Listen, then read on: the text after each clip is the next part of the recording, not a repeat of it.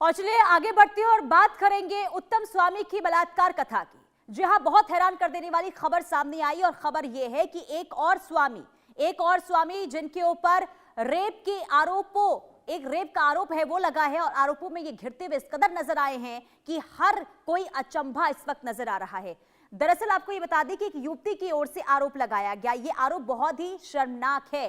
बाबा कमरे में बंद और व्यासपीठ पर उनका नया शिष्य बैठ चुका है, लेकिन यह शर्म तब कहां थी जब रेप किया गया था। हालांकि मामले की अभी जांच चल रही है, तो ये सिर्फ आरोप हैं, लेकिन ये आरोप भी सवाल उठाने के लिए काफी हैं। पूरा मामला है क्या, आखिर जो ये आरोप लगाए गए हैं युवती की ओर से, ये आरोप है क्या, ये भी हम आपको आगे विस्तार से बताएंगे। लेकिन जब ये खबर सामने आती है, दरअसल मध्य प्रदेश में इस वक्त उत्तम स्वामी है और आपको ये बता दें कि ये पंच अखाड़े के महामंडलेश्वर हैं और प्रसिद्ध कथावाचक है। और इन पर जब संगीन आरोप लगे हैं, एक युवती के द्वारा यह कहा जाता है कि 13 साल से जब उसकी जो उम्र थी 13 साल की, तब से उसके साथ रेप होता रहा है। और जब ये गंभीर आरोप लगाए गए हैं, इसके बाद सियासत तो इस पर देखने को मिल ही रही है, लेकिन कई सवाल भी उठ रहे हैं। कुल मिलाकर देखिए, नाम के आगे स्वामी तो लगा लिया जाता है, धर्म की बात की जाती है, आस्था की बात की जाती है, लेकिन इसकी आड़ में आखिर किस तरीके से गंदा काम हो रहा है, ये सीधे तौर पर जब ये आरोप लगाए गए युवती की तरफ से तब ये सामने आया है। हालांकि इसकी जांच हो रही है और सीधे तौर पर आपको यह भी बता दें कि युवती की तरफ से ईमेल किया गया, पुलिस प्रशासन को ईमेल किया गया और यह कहा गया कि सुरक्षा चाहिए। और जो शिकायत थी उसे ईमेल के जरिए बताया गया कि जो ये बाबा है, आखिर इसका करतूत क्या रहा है। तो उत्तम स्वामी पर रेप का आरोप लगा है, ये आपको बता दें, बड़ी जानकारी ये है। और युवती का रेप और शोषण करने का आरोप है। राजस्थान की युवती है जिसने दिल्ली पुलिस कमिश्नर को ईमेल भेजा और ईमेल के जरिए उसने शिकायत दर्ज करवाई और उसने पूरी कहानी बताई कि इस बाबा के द्वारा उस पर किस तरीके से मानसिक दबाव बनाया जाता था और उसके साथ आखिर कब से ये बाबा जो है आस्था की आड़ में, धर्म की आड़ में इसके साथ ये घिनौना काम करता था। और इसी के साथ ही ये युवती ये भी कह रही है कि जब से मैंने शिकायत की है तब से मुझे धमकी भी दी जा रही है और यही वजह है कि युवती की ओर से सुरक्षा की भी मांग की गई है। तो क्या युवती को सुरक्षा दी गई है वो भी हम आपको आगे बताएंगे, लेकिन सवाल ये कि धर्म की आड़ में आखिर बाबाओं का जो ये गंदा काम चल रहा है, जो ये गंदा खेल चल रहा है, आखिर कब तक ऐसा चलता रहेगा, आखिर इस पर नकेल कैसे लगेगी। क्योंकि पहली बार ये ऐसी कहानी सामने नहीं आई है, ऐसी खबर पहली बार नहीं है। इससे पहले भी कई दफा अब ऐसी खबरें सुनने को मिली है जहां आश्रम के अंदर इस तरीके से घिनौना काम होता रहा है, बलात्कार को लेकर शिकायतें करी गई है और इसके बाद भी इस पर अंकुश नहीं लग पाया है। लेकिन उत्तम स्वामी की अगर हम बात करते हैं तो क्या आरोप लगे हैं वो हम आपको जरा बता देते हैं। देखिए, स्वामी कई सालों से उसका यौन शोषण कर रहा था, ये आरोपी की तरफ से, जो पीड़िता है उसकी तरफ से ये आरोप लगाया गया है। ये कहा गया कि धर्म की आड़ में उसके साथ शोषण किया जाता था। शोषण तब से हुआ जब वो नाबालिग थी और अलग अलग जगहों पर धोखे से संबंध बनाए गए। महिला का दावा यह भी है कि उसके पास सबूत भी हैं। स्वामी के प्रभाव के कारण सबूतों से छेड़छाड़ का डर भी इस युवती के द्वारा जताया गया है।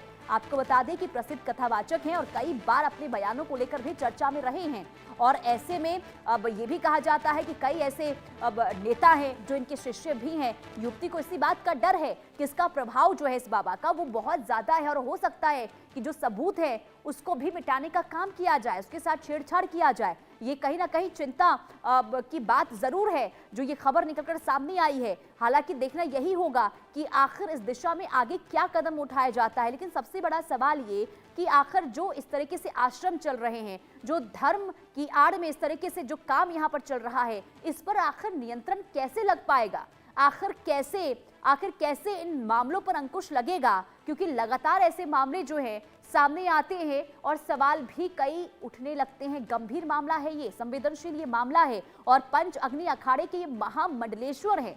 सोचिए, महामंडलेश्वर के ऊपर ये आरोप लगना ये बताता है कि किस तरीके से अब अगर कोई नाम के आगे कोई भी अब अपने नाम के आगे स्वामी लगा दे या फिर कोई भी नाम अगर जोड़ दिया जाए तो क्या वो वाकई में स्वामी बन जाता है। क्योंकि उसकी हरकतें तो उस कदर नहीं आती है कि लोग उसे पूजनीय माने या फिर कोई उसे अब ये माना जाए कि धर्म का प्रचार प्रसार करता है। क्योंकि जो युवती की तरफ से आरोप लगाए गए हैं वो वाकई में हैरान कर देने वाले हैं।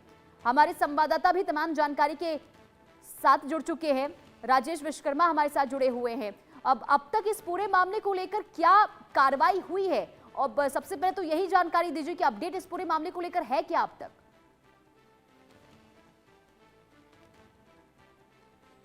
बिल्कुल, देखिए आपको बता दें, दिल्ली की युवती ने ईमेल दिल्ली पुलिस को भेजा था और शिकायत जो है पूरे मामले को लेकर की थी। यौन शोषण के आरोप जो थे वो महाराज जी पर थे और जो दिल्ली पुलिस है वो पूरे मामले में जांच कर रही है। जबलपुर में जो स्वामी उत्तम जी महाराज हैं, उनकी कथा 9 फरवरी से लेकर 15 फरवरी तक आयोजित थी, लेकिन परसों जब 2 दिन पहले जब ये खबर आई कि दिल्ली में इनके खिलाफ शिकायत हुई है, एफआईआर हुई है, या जो शिकायत है वो युवती ने की है, उसके बाद से महाराज जी लगातार गायब हैं। यही वो उनका कथा स्थल है, हम आपको दिखाना चाहेंगे, जहां पर 9 फरवरी से लेकर 15 फरवरी तक उनकी कथा आयोजित थी। 12 तारीख तक बाकायदा महाराज जी ने खुद कथा की, लेकिन उसके बाद 13 तारीख कल से जो है वो महाराज जी कहीं ना कहीं गायब हो गए और उसके बाद उनके शिष्य ने इस कथा को संभाला है। कथा उनके द्वारा की जा रही है। महाराज जी मीडिया के सामने नहीं किसी भी प्रकार का बयान नहीं दे रहे, किसी भी प्रकार से कहीं ना कहीं अगर बात की जाए तो आरोप लगने के बाद बच रहे हैं। लगातार अगर बात की जाए तो पिछले 9 तारीख से जबलपुर में है महाराज जी और उनकी ये कथा भेड़ाघाट के सहजपुर हीरा बंधा गाँव है जहाँ पर आयोजित है। और कहीं ना कहीं महाराज जी पर जब आरोप लगे उसके बाद से महाराज जी कहीं ना कहीं सामने आने से बच रहे हैं। और अगर बात की जाए तो सभा स्थल पर, कथा स्थल पर जब ये पूरा मामला सामने आया युवती के यौन शोषण का, उसके बाद कहीं ना कहीं पुलिस यहाँ पर तैनात है। आप देख सकते हैं गेट में भारी संख्या में पुलिस बल यहाँ पर तैनात किया गया। हालांकि तो का यहाँ पर राजेश तस्वीर आप दिखाइएगा, लेकिन साथ ही साथ ये भी बताइए, जब युवती की तरफ से शिकायत की गई तो क्या अब तक इस पूरे मामले को लेकर केस दर्ज हुआ है? देखिए, दिल्ली पुलिस को ये मेल किया गया था, युवती ने शिकायत की थी और उसके बाद दिल्ली पुलिस कहीं ना कहीं युवती के संपर्क में है। बातचीत जो है, जो शिकायत उनकी है कि यौन शोषण उनके साथ किया गया है, नाबालिग थी तब से लेकर कई बार यौन शोषण किया गया, ये आरोप जो थे वो युवती की तरफ से लगाए गए थे। उन आरोपों पर जो दिल्ली पुलिस है वो पूरी जांच कर रही है। युवती के बयान होंगे और उसके बाद कहीं ना कहीं एफआईआर या आगे की कार्रवाई होगी। लेकिन जबलपुर के इस जगह पर जहां पर हीरापुरा बंधा जो गांव है, जहां पर इस कथा का आयोजन चल रहा है, जहां पर महाराज जी उत्तम जी महाराज जी जो है वो कथा कर रहे थे। 9 तारीख से इनकी कथा का आयोजन शुरू हुआ था, 15 तारीख तक ये चलना था, लेकिन 13 तारीख से कल से जो है महाराज जी कथा में अपने स्वास्थ्य कारणों का हवाला देकर गायब हुए हैं और उसके बाद उनके जो शिष्य हैं वो इस कथा को संपन्न करा रहे हैं। महाराज जी साफ तौर पर सामने नहीं आ रहे, मीडिया के कैमरों से बच रहे हैं। कुछ भी बयान देने से इस पूरे मामले को लेकर कहीं ना कहीं सामने आने से बचन। राजेश, कहां किस बिल में जाकर छिप गए हैं? अगर आरोप लगे हैं तो सामना तो करना होगा इन आरोपों का, सामने क्यों नहीं आ रहे हैं? उनके शिष्यों की तरफ से क्या कोई बयान सामने आया है कि आखिर वो कहां छिपे हुए हैं, कहां चले गए हैं? बिल्कुल, देखिए यही सवाल हम लोगों का भी था। लगातार कल से लेकर आज तक लगातार हम लोग उनके शिष्यों से पूछते रहे, उनसे भी बात करने का प्रयास किया गया कि जो भी है वो सामने आके अगर आप बयान दे सकें, बता सके कितनी सच्चाई है, सच्चाई अगर है या नहीं है, किस तरीके का ये पूरा मामला है, क्या कहना है आपका आरोपों को लेकर। तो कुछ भी कहने से कहीं ना कहीं वो बचते रहे।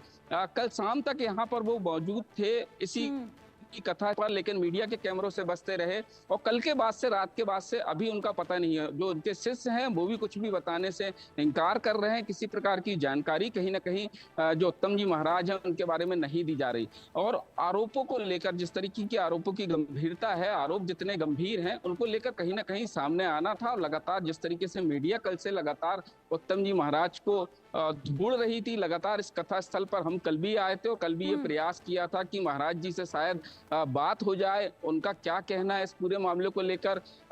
लेकिन किसी प्रकार से ना उन्होंने संपर्क साधा, ना उनके शिष्यों ने इस बात की जानकारी दी। आज राजेश, मैं आपके पीछे जो तस्वीर देख पा रही हूं, क्योंकि देखिए जो आपने जानकारी दी कि 9 से 15 फरवरी तक उनका कथा होना था, लेकिन आरोप लगा इसके बाद वो नजर नहीं आ रहे हैं, तो क्या उनके अनुयायी पहुंच रहे हैं क्या कथा सुनने के लिए? अगर पहुंच रहे तो जरा अगर उनसे बातचीत कर पाएंगे तो बातचीत कीजिए कि जो आरोप लगे हैं उसके बाद उनका कहना क्या है।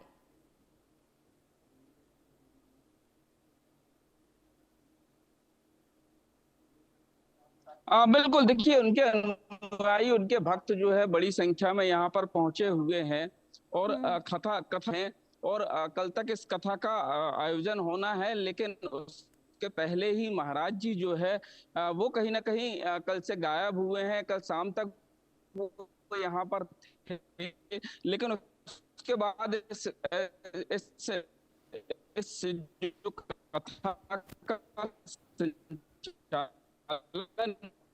है वो उनके शिष्य ने संभाल रखा है।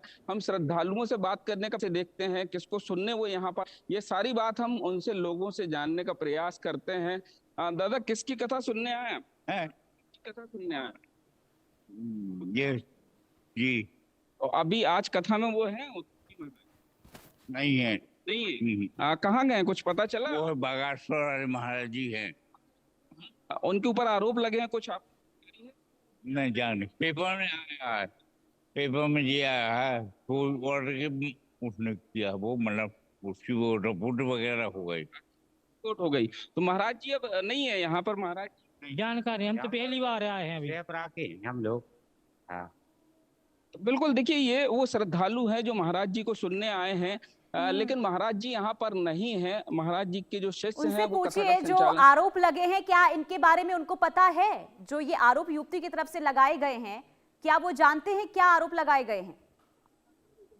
बिल्कुल, बात की जाए, आप लोगों को पता है कि उनके ऊपर क्या शिकायत है? पेपर में आया है जरूर, पेपर में ये आया है, वो कोई महिला ने शिकायत की है, उससे इनने मतलब बातचीत की है, उसके बारे में आरोप चलिए ठीक है राजेश, कुल मिलाकर अब देखिए उनके पुलिस भक्त हैं, वो से पहुंच तो कहाँ रहे है? हैं, पहुंच रहे हैं कि कथा उनकी होगी, लेकिन आने के बाद पता चलता है कि बाबा तो वहां पर हैं ही नहीं। लेकिन सवाल ये है कि पुलिस आखिर कब तक बाबा तक पहुंचती है और कब तक ये